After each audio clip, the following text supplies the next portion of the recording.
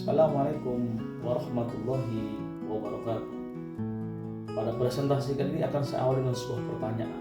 Mengapa harus ada aksi perubahan dalam tata kelola penyelenggaraan pendidikan inklusif? Ini berkaitan erat dengan sebuah komitmen kita sebagai ASN, para Kementerian Agama, yang harus selalu meninggalkan sebuah legacy atau warisan atau sebuah nama baik yang itu bisa dinikmati oleh masyarakat secara luas. Pada slide pertama kami tampilkan sebuah pertanyaan, mengapa harus ada aksi perubahan? Tentunya ini berkaitan erat dengan visi besar Kementerian Agama dalam hal penyelenggaraan pendidikan inklusif. Itu visi besarnya adalah bagaimana pendidikan inklusif bisa terselenggara, yang itu merupakan bagian dari optimalisasi layanan pendidikan tanpa diskriminasi. Basis kita adalah Theory of Change atau TOC dari pendidikan inklusif, teori perubahan. Bagaimana sebuah penyelenggaraan lembaga pendidikan itu harus membawa perubahan, terutama dalam hal ini adalah ketika kita mau memberikan sebuah layanan yang optimal kepada penyandang disabilitas. Kita tahu bahwasanya penyandang disabilitas dalam konteks pendidikan Indonesia masih belum diberikan pelayanan yang maksimal.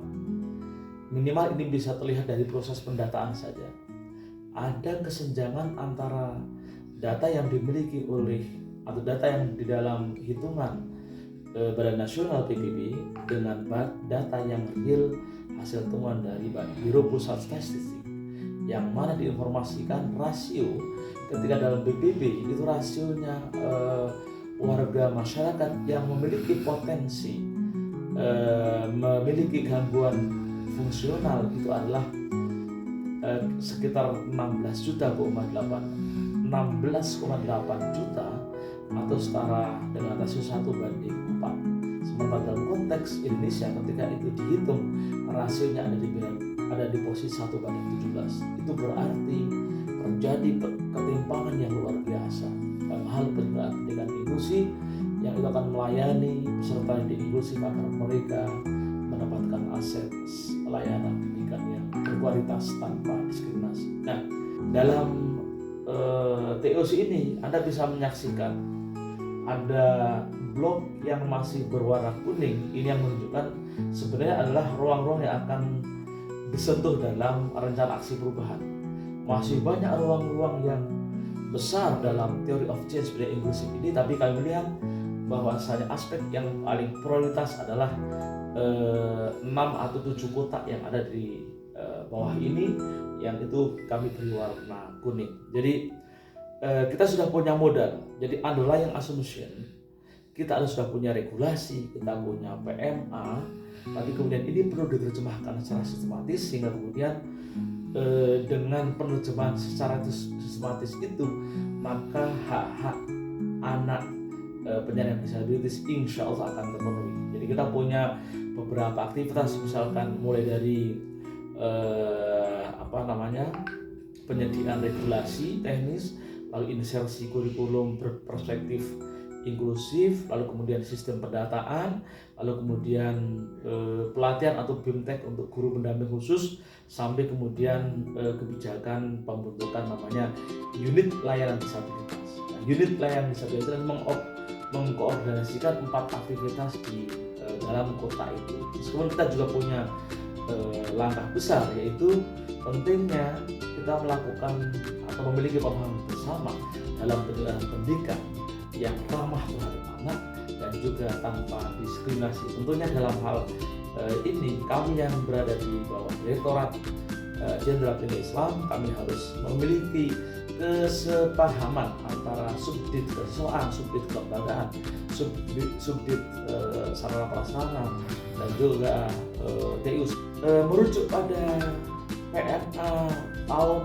PMA nomor 25 tahun 2004, ini yang menjadi landasan keberadaan subdit pendidikan vokasi dan inklusi, dan RAP ini fokus kepada perbaikan tata kelola pendidikan inklusi. Jadi kalau kita lihat di dalam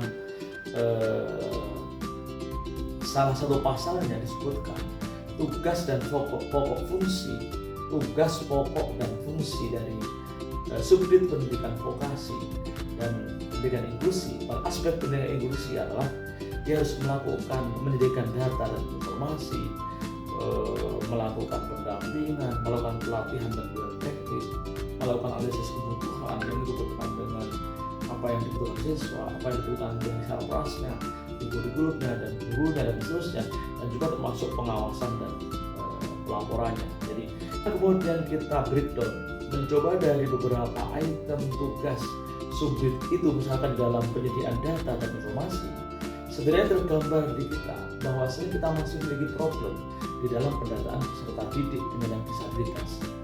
Kita masih punya problem karena antara kenyataan yang begitu besar, sementara di dalam data yang tersedia ya itu masih sangat minimal. Setidaknya data pada pusat data pendidikan Islam itu kita memiliki anak yang berkebutuhan khusus itu adalah 48.000 kisarannya, 48.000 kisarannya.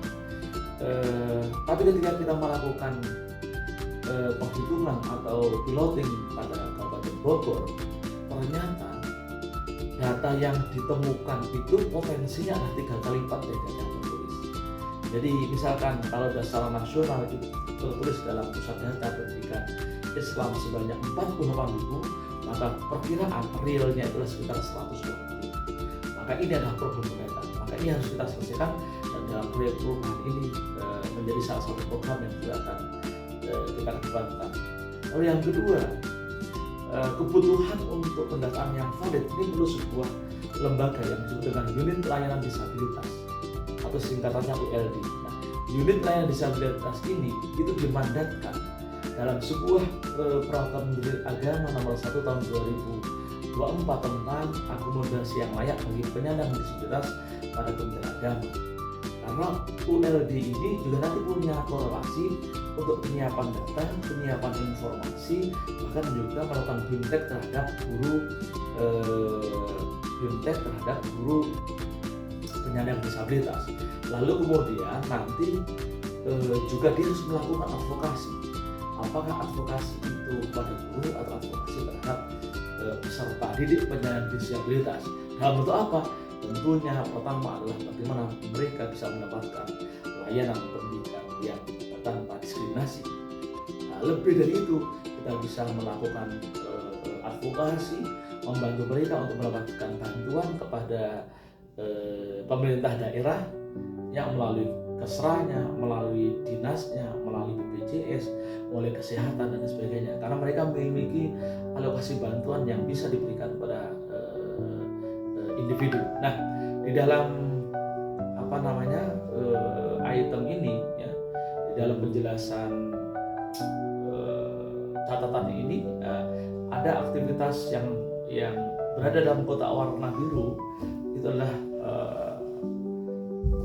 aktivitas yang disentuh dalam proyek perubahan ini atau aksi perubahan ini. Jadi ini semua punya keterkaitan.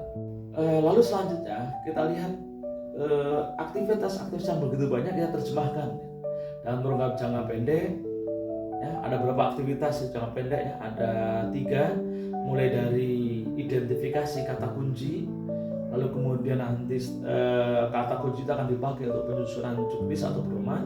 Lalu kemudian kita lihat di situ ada langkah untuk legal drafting, penyusunan pedoman atau petunjuk teknis penyelenggaraan ULD. Kita prioritaskan ULD terlebih dahulu, lalu kemudian sampai uji publik. Ini kira-kira yang akan kita capai dalam waktu 1-2 bulan. Lalu kemudian di bulan selanjutnya, bulan ketiga sampai bulan ke-6 perkiraannya, itu kita akan masuk ke mengupayakan setelah melakukan uji publik terhadap naskah pedoman itu, lalu akan kita lakukan pengajuan untuk penandatanganan, baik itu kepada dirjen dalam bentuk Kepdirjen atau oleh Menteri melalui keputusan Menteri Agama. Nah, selanjutnya nanti kalau kita lihat di selanjutnya itu Anda akan melihat di situ jangka menengahnya adalah sosialisasi. sosial hygienis, sehingga kemudian masyarakat bisa mengetahui bahkan tahu apa yang akan dilakukan ketika membangun ULD. Nah, setelah itu kemudian kita akan melakukan sebuah langkah masif untuk membentuk ULD. Ya, kita akan melakukan ini bisa linear ya, bisa linear. Jadi selain membentuk ULD, karena ULD akan membantu proses pemantapan dan pendataan data, dan itu masuk di dalam jangka menengah. Meskipun dalam konteks ini kita masih melakukan develop atau pengembangan dari sistem yang ada, bukan mengembangkan yang baru. Lalu kemudian di langkah selanjutnya bisa dilihat itu ada pelaksanaan pendataan, sehingga kemudian kekhawatiran kita yang jumlah real peserta didik dengan potensi 3 kali pendataan yang ada itu nanti bisa terjawab dalam aplikasi ini. Nah, sekaligus di dalam tahapan ini pula kita akan melakukan mainstreaming atau masifikasi pembukaan ULD. Nah, kita tahu ULD yang kita punya itu ternyata 3 model ya. ULD level Kementerian Agama yang kita letakkan prioritaskan di kabupaten kota, lalu ULD di satuan pendidikan madrasah, lalu ada juga ULD yang merupakan gabungan dari para guru. Nah, setelah itu kita akan melakukan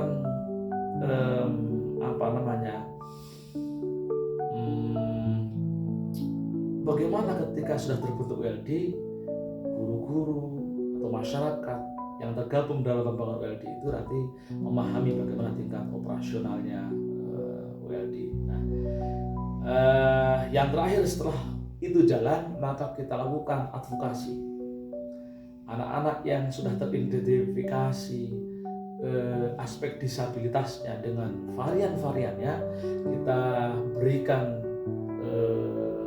ajukan data itu misalkan ke BPJS, misalkan diberikan pemantapan data menjadi program yang penting dan itu strategis, karena itu akan menjadi instrumen dalam advokasi anak-anak kita agar bisa mendapatkan bantuan alat sehingga memperingan kesulitan mereka ketika hendak belajar. Nah, yang terakhir kita juga melakukan satu pemetaan terhadap pemangku kepentingan yang kita ramu dengan istilah namanya peta kuadran stakeholders. Ada 3 atau 4 istilah di situ yang perlu kita pahami. Mana kira-kira para pihak yang berperan di sisi promotor. Promotor itu berarti dia memiliki kepentingan yang tinggi dan juga pengaruh yang tinggi. Tapi ini tentunya dalam hal ini yang paling berkepentingan tinggi adalah direktur KSKK, karena itu memang dimandatkan kepada direktur. Maka disinilah kepentingan dan juga pengaruh tinggi ada di direktur KSKK. Nanti instrumen pelakunya adalah Subdit Pendidikan Vokasi dan Inklusi. Tentunya di level makronya ya Menteri Agama. Tapi kemudian yang pada aspek laten, di mana dia kepentingan rendah tapi pengaruh tinggi, itu seperti Bappenas, bagaimana dia punya pengaruh yang tinggi karena program-program tentang perlindungan terhadap penyandang disabilitas itu masuk ke dalam ketentuan itu. Biro Orpala, Biro Keuangan, Biro Perencanaan itu pengaruhnya kuat, tapi kepentingannya rendah. Mereka punya pengaruh karena harus menerjemahkan visi misi yang ada di dalam RPJMN, visi misi yang ada di Renstra dalam bentuk perencanaan dan juga penganggaran. Termasuk bahkan dalamnya Kemendikbudrismen dan juga Kemenpan RB. Tapi ada juga yang punya kepentingan tinggi tapi pengaruh rendah. Seperti di sini ada Subdit Kesehatan, itu punya kepentingan tinggi karena ini berkaitan erat dengan program yang saat ini di leading sektor adalah Subdit Kesehatan seperti ramah anak. Nah, saya kira perhatian program ini untuk anak berkebutuhan khusus itu bagian dari implementasi pendidikan ramah anak. Begitu juga sudut kelembagaan. Sudut kelembagaan itu akan mengawal penguatan kelembagaan. Nah, sebuah madrasah ketika sudah mendeklar sebagai penyelenggara pendidikan inklusi, maka dia adalah sudut kelembagaan memiliki kepentingan PD, organisasi pemerintah dan sebagainya, KND, Komisi Nasional Disabilitas dan sebagainya, ini punya kepentingan yang tinggi terhadap terpenuhnya hak-hak dasar para penyandang disabilitas. Nah, terakhir, maka inilah kemudian kenapa rancangan aksi perubahan itu saya kasih judul adalah peningkatan tata kelola dan kinerja penyelenggaraan inklusi pada Kementerian Agama Republik Indonesia. Karena demikian paparan singkat kami, kurang lebihnya mohon maaf. Salam.